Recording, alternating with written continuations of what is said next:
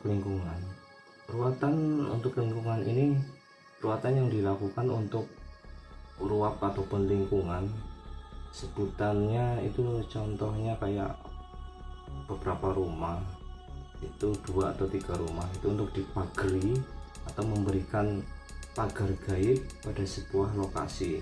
Seperti contoh yang sering kita temui di masyarakat Jawa itu semacam memberikan pagar gaib pada sebuah lokasi. Anggap saja rumah ya, satu rumah contoh ini seperti ini rumah, dan dia itu memiliki energi negatif ataupun orang yang tinggal di rumah ini tuh sering merasakan hal-hal yang aneh, merasakan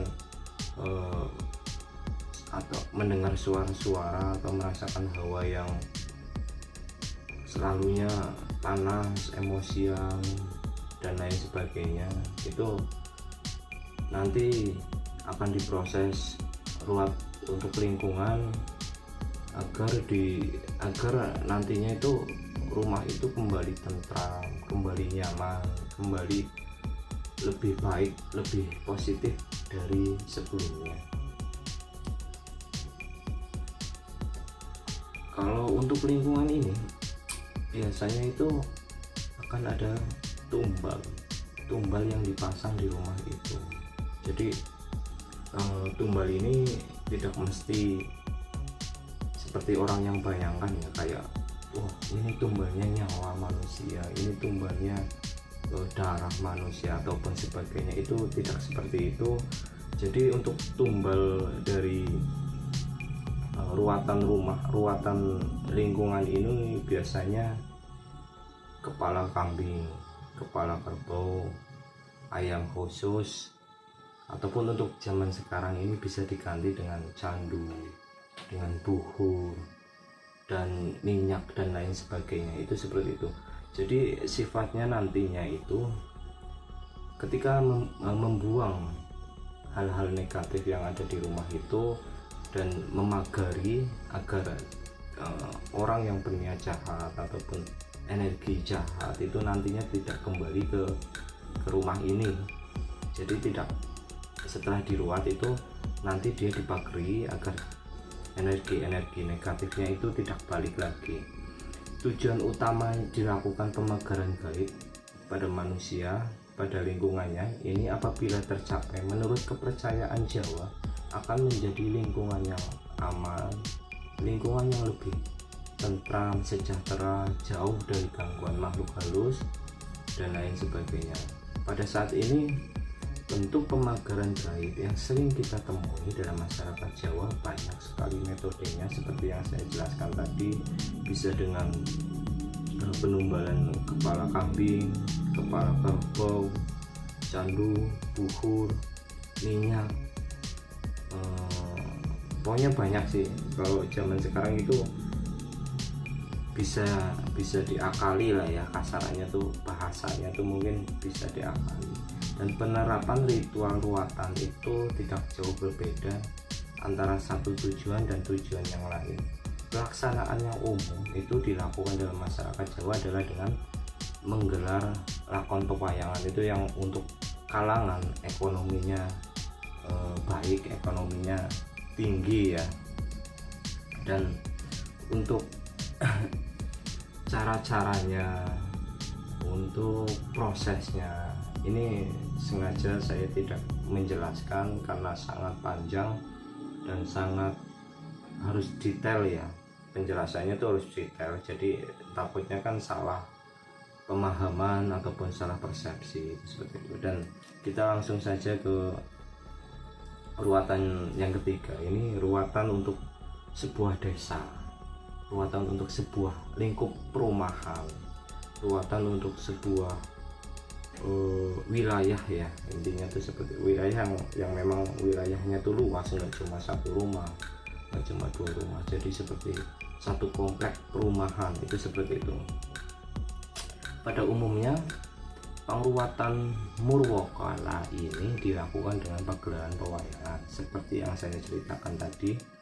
Akan tetapi untuk yang wilayah ini bisa juga dilakukan dengan metode yang nomor 2 tadi ya, cuman itu kurang efisien, dan lebih detailnya lagi itu ada cara-caranya tersendiri untuk melaksanakan perawatan sebuah wilayah. Itu benar-benar sangat ribet ya, ibaratnya kita membutuhkan bantuan banyak orang, dan prosesnya juga sangat panjang, nggak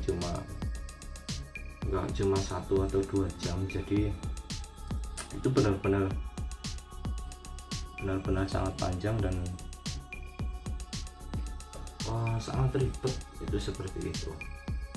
Dimulai dengan dalang ruwat itu melakukan doa pembuka, mungkin dengan caranya masing-masing.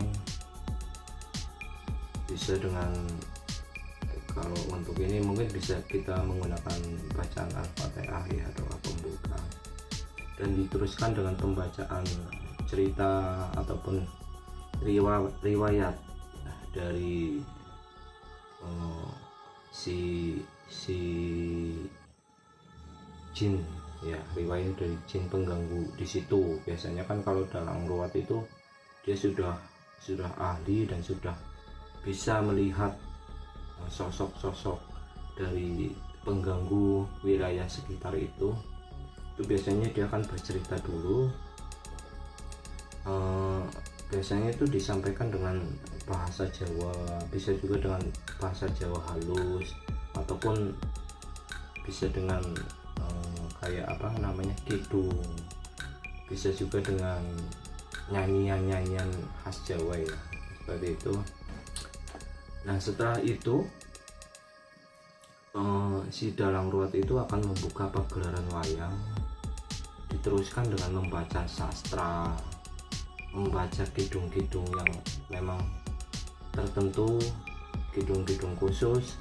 Dan selanjutnya setelah itu si dalang ruwat itu akan membuat Raja Kalacakra. Mungkin semuanya sering mendengar Raja Kalacakra ya.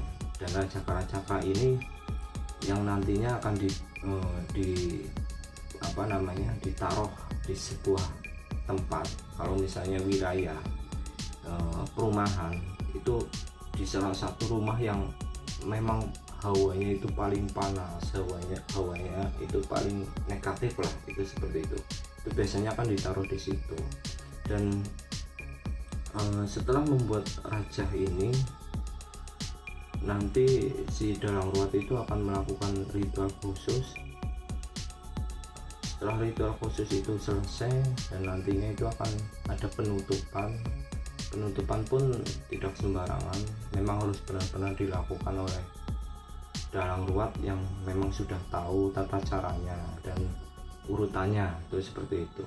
Nah untuk pertanyaan, kalau ada yang mau bertanya lebih jauh tentang ruwatan dan lain sebagainya, bisa kalian tulis di kolom komentar.